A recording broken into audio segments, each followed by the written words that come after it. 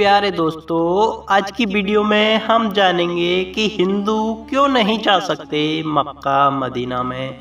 शताब्दी की स्पीड से फैलती हुई एक न्यूज आजकल सोशल मीडिया पर बहुत ज़्यादा वायरल हो रही है। इसके मुताबिक यह कहा जाता है कि मक्का मदीना में शंकर भगवान को कैद करके रखा गया है। उन लोगों का यह सवाल है कि अगर ऐसा नहीं है तो फिर वह क्यों यहाँ मुसलमानों की इतनी ज़्यादा भीड़ उमड़ती है, लेकिन यहाँ एक भी हिंदू देखने को नहीं मिलता है। आखिर सच्चाई क्या है? मक्का मदीना को ही क्यों यहाँ सभी हिंदुओं को भी देखकर उसे बाहर से ही रवाना कर दिया जाता है, और जो मुस्लिम जिस जगह पर शैतान को पत्थर मारते हैं वह जगह कोई नहीं बल्कि शिवजी हैं, जिसे सऊदी अरब के लोगों ने कैद करके रखा है। और उन्हें लगता है कि अगर कोई हिंदू वहां जाकर इन पर पानी डालेगा तो आज़ाद हो जाएंगे। यही वजह है कि मक्का मदीना में हिंदुओं को नहीं जाने दिया जाता है। अब इस दावे में कितनी सच्चाई है हम आपको बताएं, पर उससे पहले आपका यह जानना ज़रूरी है कि आखिर मक्का मदीना मुस्लिमों के लिए इतना ख़ास क्यों है। सऊदी अरब का एक पूरा इलाका इस्लामिक देश है, जहां पर इस्लाम धर्म को मान्यता नहीं दी जाती है। यहाँ पर पेट्रोलियम बहुत ज़्यादा मात्रा में पाया जाता है, इसलिए यह दुनिया भर में विकसित देशों में से एक है। सऊदी अरब की राजधानी रियाद है और यहाँ की करेंसी भी रियाल है, लेकिन यहाँ की राजधानी से ज़्यादा प्रसिद्ध यहाँ के दो शहर हैं, मक्का और दूसरा है मदीना। ये दोनों ही शहर केवल सऊदी अरब में रहने वाले मुस्लिमों के लिए ही नहीं बल्कि पूरी दुनिया भर में रहने वाले मुसलमानों के लिए बहुत ज़्यादा अहम है। इसकी सबसे बड़ी वजह यह है कि यहाँ हर साल लाखों की संख्या में मुस्लिम आते हैं। यह मुसलमानों के लिए सबसे तीर्थ स्थल है। हिंदुओं में यह मान्यता है कि 4 धाम की यात्रा कर ले तो इंसान के सारे पापों के सारे कष्ट दूर हो जाते हैं। ठीक उसी तरह इस्लाम में ऐसा माना जाता है कि मक्का मदीना जैसी 5 जगह की दर्शन करने के बाद इंसान खुदा के नेक बंदुओं में शामिल हो जाता है। इसीलिए हर मुस्लिम की ख्वाहिश होती है कि वह मरने से पहले एक बार हज यात्रा जरूर कर ले। इस जगह की महत्ता कितनी है इसका अंदाज़ा इस बात से लगा सकते हैं कि मुस्लिम चाहे दुनिया के किसी भी कोने में नमाज क्यों ना पढ़े, हमेशा काबा की ओर ही मुँह करके नमाज अदा करते हैं। जैसे कि भारत में रहने वाले मुस्लिम पश्चिम की ओर मुँह करके नमाज पढ़ते हैं, क्योंकि हमारे देश से मक्का पश्चिम में स्थित है और यह मुस्लिम यह मानते हैं कि पश्चिम की ओर मुँह करके झूठ बोलना गुनाह है। दोस्तों, जब लोग हज की यात्रा करने जाते हैं तो यह काबा के चारों ओर चक्कर लगाते हैं। ऐसा तवाफ कहा जाता है कि यह हज का सबसे खास हिस्सा होता है। साथ ही वह मदीना की जियारत करने जाते हैं। मदीना वह जगह है जहां पर पैगंबर मोहम्मद की कब्र बनी हुई है। दोस्तों, मक्का मदीना के बारे में तो आप लोगों ने काफ़ी कुछ जान लिया है, लेकिन उन तस्वीरों का सच जानना भी आपके लिए बहुत ज़रूरी है, जो आजकल सोशल मीडिया पर बहुत ज़्यादा वायरल हो रही हैं। यहाँ तक कि कई सालों से लोग इस चीज़ पर विश्वास कर रहे हैं, पर हम आपको बता दें कि इंटरनेट पर वायरल हो रही हैं बातें सिवाय अंधविश्वास और कुछ नहीं है। अगर आप सच्चे हिंदू हैं, वही मानते हैं कि शिव जी की तीसरी आँख जब खुलती है तो प्रलय आ जाती है, तो भला आप इस बात पर किस तरह यकीन कर सकते हैं कि कोई शिव जी को कैद करके रखेगा। और वैसे भी अगर आप किसी और धर्म की ओर क्यों ना हों, लेकिन ईश्वर के घर पर दूसरी ईश्वर को कैद करने वाली बात सरासर गलत है। ऊपर से कहा जाता है कि मक्का मदीना में साधारण मनुष्य में शिव जी को कैद किया है। मतलब वही बात है कि भाई लोगों ने कह दिया है कि वह जान को जमीन पर ले आएंगे और आपने मान लिया कि हाँ उसने ऐसा कहा है तो वह जरूर ले आएगा। अरे कुछ अपने आप दिमाग भी लगाएं भाई, भला कोई स्वयं सबका विनाश करने वाले शंकर भगवान को कोई कैसे कैद कर सकता है।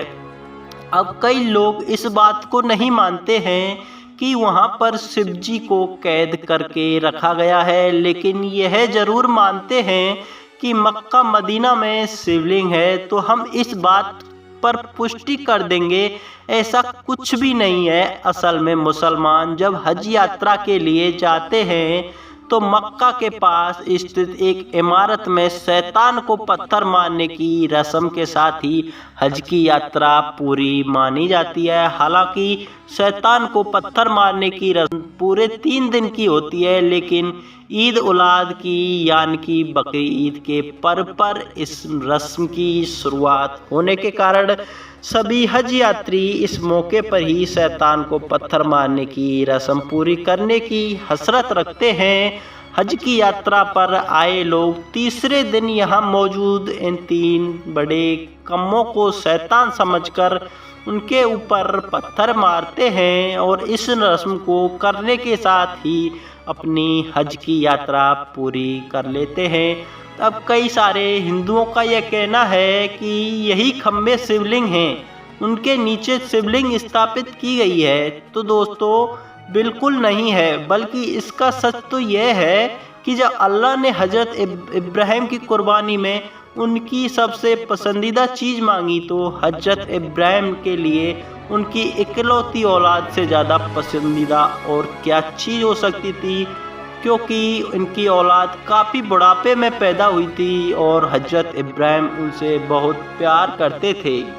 लेकिन अब अल्लाह का हुक्म था तो मानना ही पड़ेगा, इसीलिए हजरत इब्राहिम ने अपने बेटे की कुर्बानी देने का फैसला किया है। प्यारे दोस्तों, हजरत इब्राहिम अपने बेटे को लेकर कुर्बानी देने जा रहे थे, तभी रास्ते में एक शैतान मिला जिसे हजरत इब्राहिम ने कहा कि उस उम्र में वह अपने बेटे की कुर्बानी क्यों दे रहे हैं, तो आप तो उनका बेटा होना भी बहुत मुश्किल है, ऊपर से यह बेटा इतने सालों बाद बुढ़ापे में पैदा हुआ है जो बुढ़ापे का सहारा बनेगा।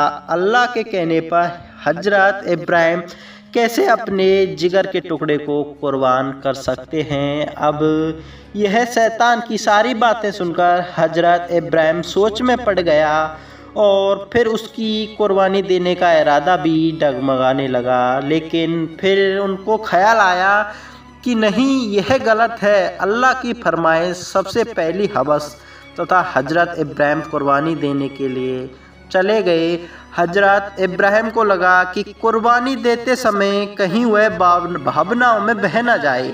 यही वजह है कि कुर्बानी देते वक्त उन्होंने अपनी आंखों पर पट्टी बांध ली थी। लेकिन भला खुदा कैसे किसी के साथ बुरा कर सकता था, वह तो बस हजरत इब्राहिम की परीक्षा ले रहा था, जिसमें हजरत इब्राहिम पूरी तरह से पास हो गए। इसलिए खुदा ने हजरत इब्राहिम की बेटी की जगह कुर्बानी देने के लिए एक बकरे को खड़ा कर दिया और तभी से बकरा ईद के दिन बकरे की कुर्बानी देने की परंपरा चली आ रही है।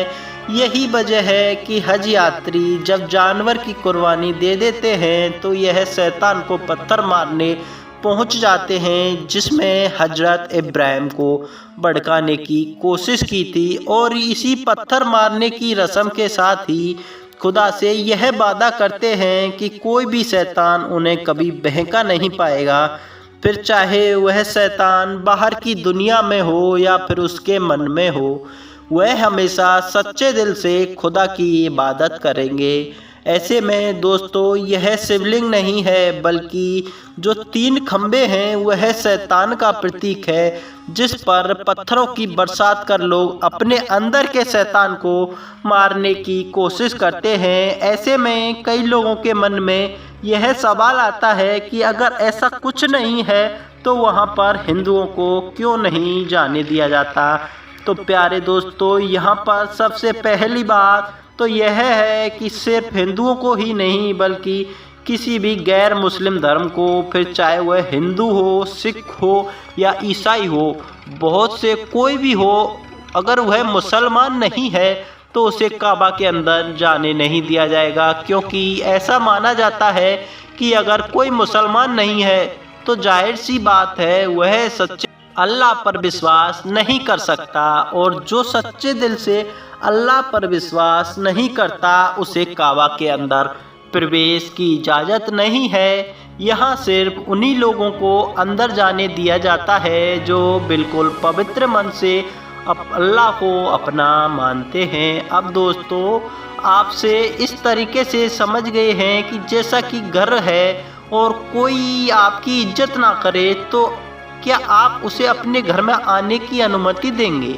नहीं ना आप यह चाहेंगे जो कोई भी आपके घर में आए वह कम से कम आपका सम्मान करे।